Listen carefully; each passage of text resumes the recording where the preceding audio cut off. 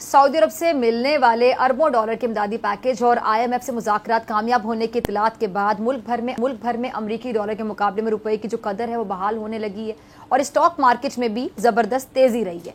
अच्छा, state bank के जारी जो एदादो शुमार है उसके मुताबिक आज इंटरबैंक में रुपए के मुकाबले में डॉलर 2 रुपए 49 पैसे सस्ता हो गया है और इंटरबैंक में अगर देखा जाए अमरीकी करेंसी की जो कीमत है वो 175 रुपए 27 पैसे से कम होकर 172 रुपए 78 पैसे हो गई है। अब दूसरी जानिब जो मुशीर खजाना शौकत तरीन साहब और विफाकी वजीर तवानाई हमाद अजहर वो ये कहते हैं कि जी IMF के साथ जो मुआहदा है उसके भी करीब पहुंच चुके हैं और मामलात वो कहते हैं कि जल्द हल हो जाएंगे, तय पा जाएंगे। अच्छा, शौकत तरीन साहब ने एक और बात कही, उन्होंने कहा कि जी सऊदी पैकेज की जो शराइत हैं उनमें कोई तब्दीली नहीं हुई है और सऊदी अरब ने साबिका जो शराइत हैं उन पर एक नया पैकेज दिया जिसके तहत 3.2% शरह से जो सूद है वो अदा किया जाएगा। IMF के साथ होने वाले नए मुआहदे और जिस पर बात करने के लिए मेरे साथ मौजूद मेहमान मौजूद हैं, किसी तारुफ के मोहताज नहीं, माहिर मुआशियात सीनियर तज्जियाकार डॉक्टर फारूक सलीम साहब। डॉक्टर साहब बहुत शुक्रिया ज्वाइन करने के लिए वक्त देने के लिए। डॉक्टर साहब, हुकूमत ही कहती है कि सऊदी अरब पाकिस्तान को जो रिफाइंड पेट्रोलियम मसनूआत है उसकी सूरत में 1.2 अरब डॉलर की मुआवनत करेगा और 3 अरब डॉलर जो है स्टेट बैंक में जमा कराएगी। अब इस तरह मजमूई जो सालाना पैकेज है वो 4.2 अरब डॉलर का हो जाएगा। आप कैसे देख रहे हैं सऊदी अरब से मिलने वाले इस पैकेज को और इस पैकेज से जो मईशत है उसमें किसी हद तक आप बेहतरी देखते हैं आने वाले वक्तों में? ये दो बड़ी बुनियादी चीज़ें होती हैं जब दो मुल्क आपस में डील कर रहे होते हैं। पहला वो कहा जाता है कि there is no free lunch, आपको मुफ्ते में कोई लंच नहीं खिलाने चला कोई भी रियासत। सऊदी अरेबिया एक रियासत है, उसके अपने रियासती मफादात हैं। उन रियासती मफादात को हसूल के लिए अगर हम उनकी मदद करते रहेंगे तो बड़ा अच्छी बात है।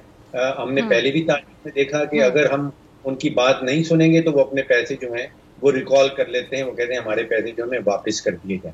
अच्छा, आपने दो पैकेज के दो, एक तो 3 अरब डॉलर है जो स्टेट बैंक में जमा रहेगा, उसके ऊपर तकरीबन 100 मिलियन डॉलर हमें सालाना सूद अदा करना होगा।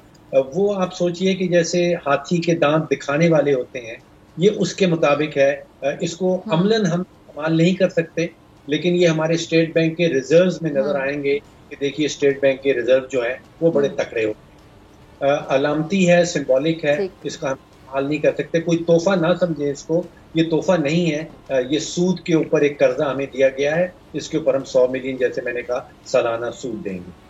1.2 अरब रुपए 2 अरब डॉलर की जो तेल हम खरीद सकेंगे वो अमलन हमें फायदा देगा, क्योंकि 100 मिलियन डॉलर आप समझिए महाना हम तेल जो है वो मौखर अदायगी कर सकेंगे। अभी पैसे नहीं देने पड़ेंगे, उधार आप समझ लीजिए हम तेल ले रहे हैं, जिसका मतलब आज की आलमी मंडियों में कीमत आप देखें तो हमें आप समझिए कि 35 से 40 हज़ार बैरल रोजाना की बुनियाद में उधार तेल मिल जाएगा। हमारी खपत जो हमारी कंजम्पशन जो है वो तकरीबन 6 लाख बैरल है, तो आप समझिए कि 6 या 7% हमारी कंजम्पशन का जो है वो हमें ऐसा तेल मिल जाएगा जो हम बाद में उसकी पेमेंट कर सकेंगे। अब असल सवाल जो उठता है वो ये है कि जो 22 करोड़ पाकिस्तानी रह रहे हैं उनका इन सब चीज़ों में क्या रोल है, उनको कोई रिलीफ मिलेगी, उनका कोई फ़ायदा होने वाला है? एक फ़ायदा तो अभी आपने बता दिया कि डॉलर है वो 3-4 रुपए मजमूई तौर पे जो है वो गिर गया है, जो जिसकी वजह से जो हम कहते हैं इम्पोर्टेड इन्फ्लेशन, कि जब रुपया गिरता है तो बैरूनी चीज़ें जो हम इम्पोर्ट करते हैं कीमत बड़ी तेजी से बढ़ती है, तो उसमें 3-4 रुपए का आप समझ लीजिए फायदा होने वाला। अब आम आदमी जो है देखिए, एक है मईशत दान की, वो GDP ग्रोथ और बजटरी खसारा और तजारती खसारा। आम आदमी की मईशत है वो कहता है कि जी मेरी 25-26 हज़ार रुपया तनख्वाह है, आटे की कीमत जो है वो 35 से 75 है, क्या वो नीचे चली जाएगी?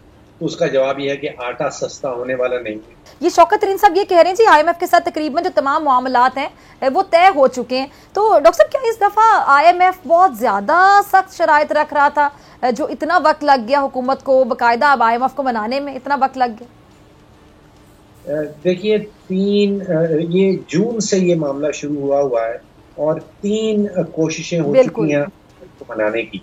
तो जून और अक्टूबर के महीने में 3 कोशिशें की हैं पाकिस्तान ने IMF को मनाने की और वो तीनों नाकामयाब रही हैं। अब फ्यूचर में क्या होने वाला है this only time will tell. अभी तक हमारी कोई कोशिश जो है वो कामयाब नहीं हुई। मार्च की 24 तारीख को जब हमारे वजीर खजाना साहब हफीज शेख साहब थे, उन्होंने दो बड़े वादे किए IMF के साथ। उनमें एक वादा तो ये था कि बिजली की कीमत जो है वो 5 से 6 रुपए बढ़ा दी जाएगी, कोई 900 अरब रुपया इजाफी जो है वो इकट्ठा किया जाएगा बिजली की बिलों की मद में। दूसरा बड़ा वादा ये था कि पेट्रोल और डीजल के ऊपर लगभग 30 रुपए फी लीटर इजाफी टैक्स लगाया जाएगा। अब वो तो चले गए, नए खजाना साहब आ गए, हमारी शौकत तरीन साहब, उन्होंने कहा कि मेरे पास जादू की छड़ी है, जो हम वादे कर चुके हैं वो हमें पूरे नहीं करने होंगे। मैं बिजली का जो गर्दिशी करदा जात हैं उन पे भी कंट्रोल पालूंगा और बिजली के रेट भी नहीं बढ़ाने पड़ेंगे, और मैं इजाफी टैक्स भी इकट्ठा कर लूंगा और टैक्स रेट भी नहीं बढ़ाना पड़ेगा। उस रेट पे उस वक्त IMF जो है वो साइड पे हट गई। उन्होंने कहा आप अपनी जादू की छड़ी इस्तेमाल करें और हम देखते हैं कि वो क्या काम करती है। अब 6 महीने गुजर गए हैं उस वादे को और क्लेम को, लेकिन उस जादू की छड़ी ने काम नहीं किया। जी जी।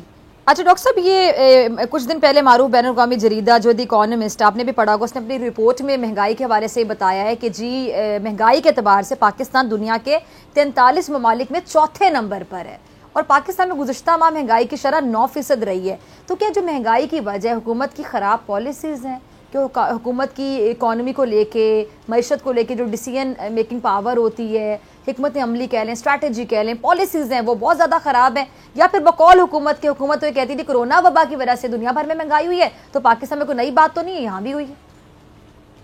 देखिए, महंगाई का जो सिक्का है पाकिस्तान के हवाले से उसके दो रुख हैं।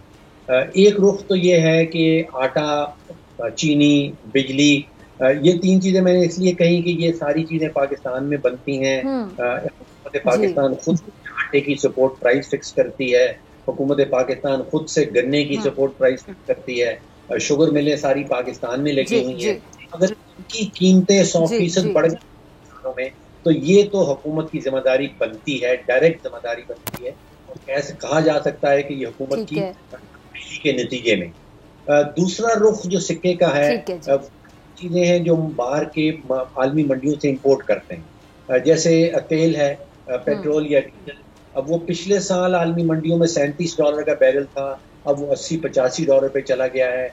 पाकिस्तान जो है वो तकरीबन 85% अपनी रिक्वायरमेंट जो है वो बाहर से इंपोर्ट करता है। तो अगर आलमी मंडियों में कीमत बढ़ेगी तो जाहिर बात है कि पाकिस्तान में भी उसकी कीमत बढ़ जाएगी। ठीक है डॉक्टर साहब, बहुत शुक्रिया आपके वक्त के लिए। सब्सक्राइब करें और बेल दबाएं ताकि कोई खबर रह न जाए।